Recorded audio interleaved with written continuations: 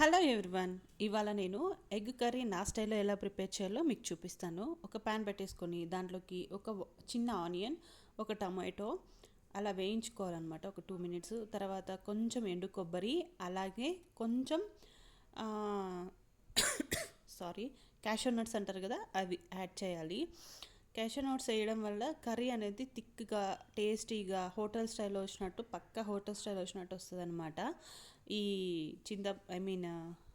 Egg curry చాలా టేస్టీగా ఉంటుంది. ఇలా అన్నీ వేయించుకోవాలన్నమాట. ఇలా వేయించుకుంటే పచ్చి వాసన అనేది రాకుండా ఉంటుంది.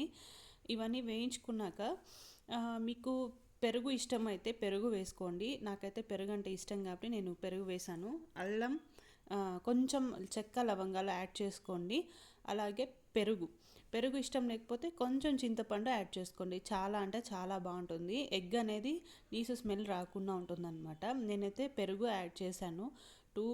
ఫ్రెష్ కర్డే 2 టేబుల్ స్పూన్ యూస్ చేశాను.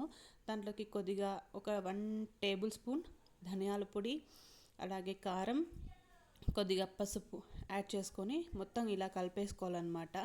దీన్ని మిక్సీకి పట్టేసుకొని పక్కన పెట్టేసుకోవాలి. ఇది స్మూత్ పేస్ట్ లాగా చేసుకోవాలండి. మామూలుగా మనం స్మూత్ పేస్ట్ చేసుకుంటాం కదా మిక్సీలో, అలా స్మూత్గా చేసుకొని పక్కన పెట్టేసుకోవాలి. నెక్స్ట్ ఒక ప్యాన్ పెట్టేసుకొని కొద్దిగా ఆవాలు, కరివేపాకు, కొద్దిగా పసుపు, కొంచెం అల్లం వెల్లుల్లి పేస్ట్, అలాగే కొంచెం ఉప్పు వేసుకొని వేయించుకోవాలి. ఉడికించిన ఎగ్స్ని ఇలా వేయించుకోవాలి. వేయించుకున్నారంటే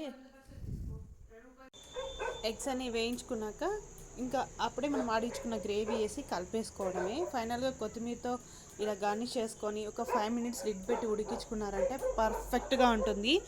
ఏ రైస్లోకైనా బాగుంటుంది, ఒట్టిగా చపాతీలోకైనా బాగుంటుంది. Thank you for